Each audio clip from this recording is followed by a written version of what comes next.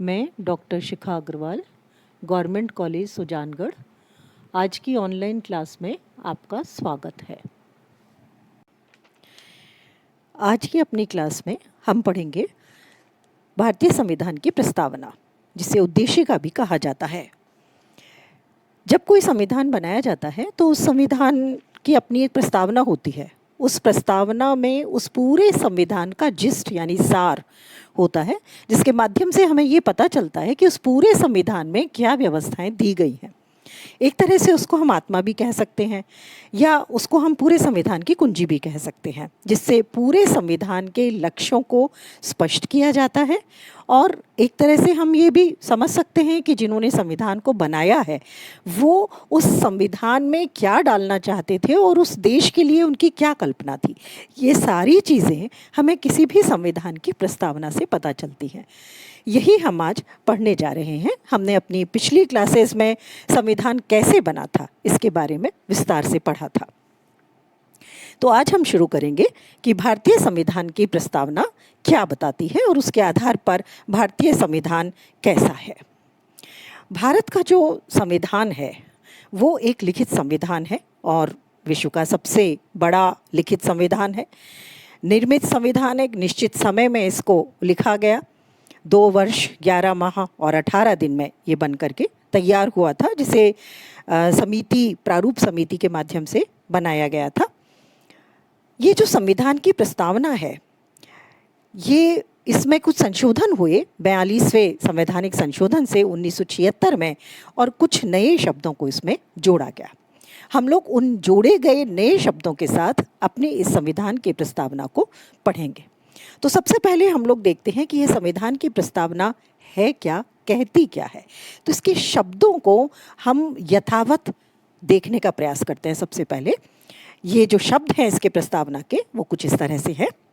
हम भारत के लोग भारत को एक संपूर्ण प्रभुत्व संपन्न समाजवादी धर्मनिरपेक्ष। अब ये जो 2 शब्द हैं, समाजवादी और धर्मनिरपेक्ष, ये दोनों शब्द 42वें संविधान संशोधन से 1976 में जोड़े गए हैं। मूल संविधान की प्रस्तावना में ये दोनों शब्द नहीं थे, लेकिन बाद में इन्हें जोड़ दिया गया। इसके बारे में भी हम अभी आगे पढ़ेंगे। लोकतांत्रिक गणराज्य बनाने के लिए तथा उसके समस्त नागरिकों को सामाजिक, आर्थिक और राजनीतिक न्याय, विचार अभिव्यक्ति, विश्वास, धर्म और उपासना की स्वतंत्रता, प्रतिष्ठा और अवसर की समता प्राप्त करने के लिए तथा उन सब में व्यक्ति की गरिमा और राष्ट्र की एकता तथा अखंडता सुनिश्चित करने वाली बंधुता बढ़ाने के लिए दृढ़ संकल्प होकर अपनी इस संविधान सभा में आज तारीख 26 नवंबर 1949 ईस्वी मिति मार्गशीर्ष शुक्ल सप्तमी संवत 2006 विक्रमी को एतत् द्वारा इस संविधान को अंगीकृत, अधिनियमित और आत्मार्पित करते हैं। तो मूल पाठ ये है, जिसमें 2 शब्द तो समाजवादी और धर्मनिरपेक्ष जोड़े गए बाद में, और एक शब्द था अखंडता, जिसका भी पाठ अभी हम लोगों ने किया था। तो ये 3 शब्द 1976 में जो 42वां संशोधन हुआ, संवैधानिक संशोधन, उसके माध्यम से जोड़े गए थे। संविधान की जो ये प्रस्तावना है, इस प्रस्तावना का जो भाव है पूरा, वो भाव 13 दिसंबर 1949 को जब प्रथम अधिवेशन हुआ था संविधान सभा का, तो उसमें जो उद्देश्य प्रस्ताव पंडित नेहरू ने रखा था, उसी का एक तरह से ये भाव है, और उसी के आधार पर इस पूरे प्रस्तावना को भी तैयार किया गया, और उसी के आधार पर हमारा संविधान एक तरह से बना है। कुल मिलाकर के जो संविधान की प्रस्तावना में मुख्य बातें हमारे सामने आती हैं, हम उनका एक एक करके अभी विश्लेषण करते हैं, विवेचन करते हैं। जैसा कि हम देख रहे हैं, सबसे पहली बात हमारे सामने आती है, हम भारत के लोग। हमने पिछली क्लास में भी अपने इस बात को देखा था कि क्या संविधान सभा सारे भारत का, सारी भारत की जनता का, जनमत का प्रतिनिधित्व करती है। इस पर प्रश्न भी उठे थे, आलोचनाएं भी आई थी, लेकिन हम लोगों ने ये पढ़ा था पिछली क्लास में कि हम भारत के लोग शब्द बिल्कुल सही है, क्योंकि संविधान सभा, जितनी भी विधानसभाएं तात्कालिक समय में थी, उन सब के सदस्यों के आधार पर ही बनाई गई थी, वहीं से लिए गए थे सदस्य चुने हुए, और इस तरह से एक संविधान सभा का निर्माण हुआ था। तो हम भारत के लोग, एक तरह से ये संपूर्ण भारत को प्रतिनिधित्व देते हुए कही गई बात है, और संविधान हमने ही बनाया है और हमारे लिए ही ये अंगीकृत है, अधिनियमित है और आत्मार्पित है। तो इस तरह से ये तीन जो बातें इससे हमारे सामने स्पष्ट होती हैं। इसमें पहली बात जो आती है वो आती है कि संविधान के द्वारा अंतिम प्रभुसत्ता भारतीय जनता में निहित है, यानी हम जितनी भी भारतीय जनता है ये संप्रभु है पूरी तरह से। दूसरी बात जो इसमें आती है वो ये है कि संविधान सभा के सदस्य भारतीय जनता के प्रतिनिधि हैं। और तीसरी बात जो इसके माध्यम से स्पष्ट होती है वो है कि यह संविधान भारतीय जनता की इच्छा का परिणाम है, यानी उसी के माध्यम से बनाया गया है।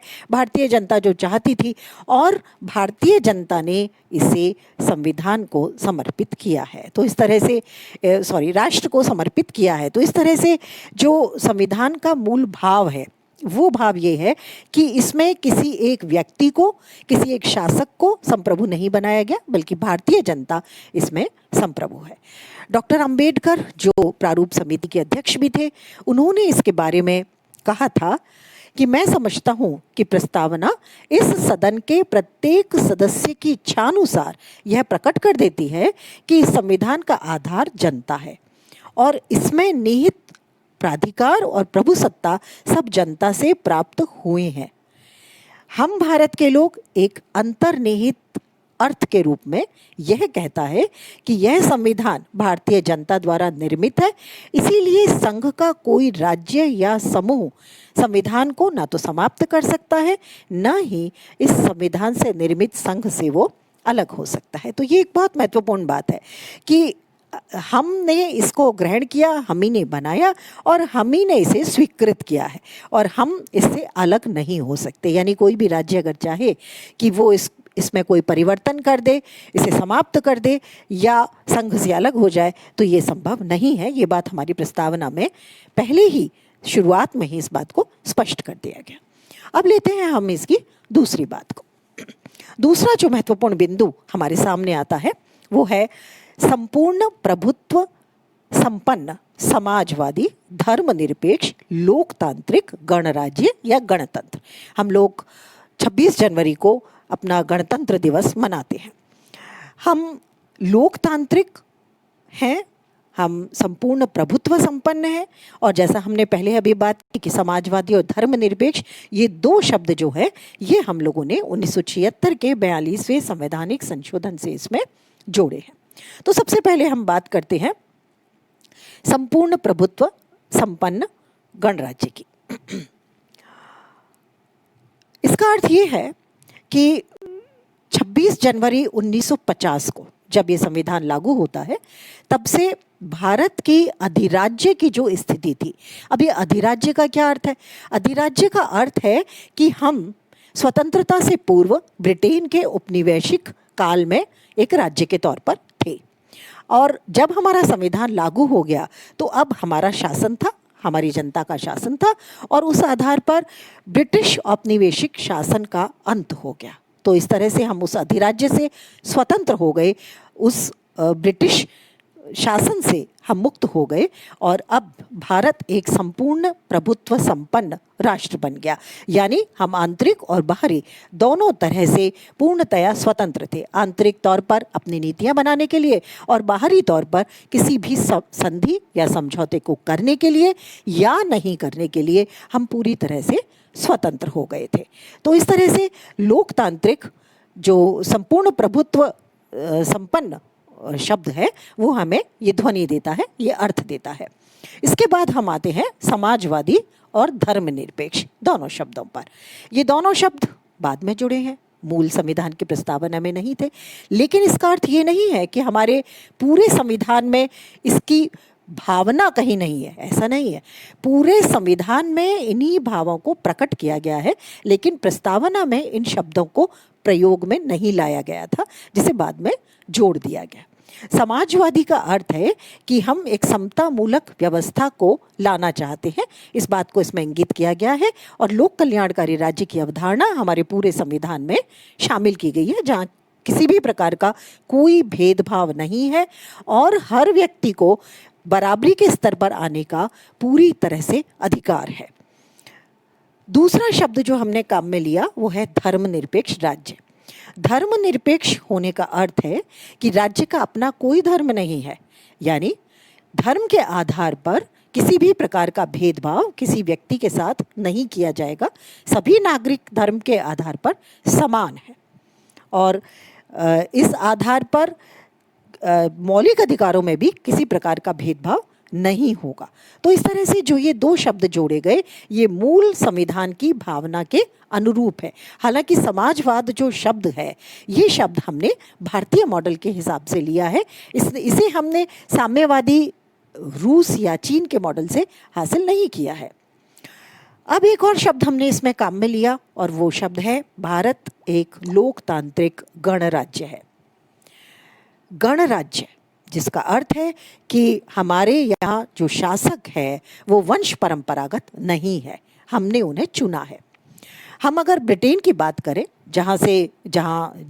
जिसकी अधिसत्ता से हम लोग स्वतंत्र हुए थे, हालांकि हमने संसदीय मॉडल को अपनाया है वहाँ के, लेकिन उसके बावजूद भी हमने वहाँ के ब्रिटिश राजतंत्र को नहीं अपनाया, हमने गणतंत्र को अपनाया। और गणतंत्र का अर्थ क्या है कि हमारे जो शासक हैं वो परंपरागत तरीके से नहीं आते, वो जनता द्वारा चुने जाते हैं। भारत के जो राष्ट्रपति हैं उनका निर्वाचन अप्रत्यक्ष रूप से होता है।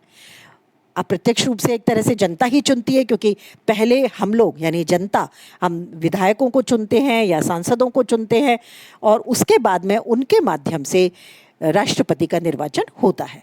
तो वो एक चुने हुए राष्ट्राध्यक्ष है, ना कि वंश परंपरागत राष्ट्राध्यक्ष है। और इसीलिए इस पद पर कोई भी व्यक्ति निश्चित योग्यता प्राप्त करने के बाद में पहुंच सकता है। संविधान सभा ने 16 मई 1949 को ये माना था कि भारत राष्ट्रमंडल का सदस्य बना रहेगा।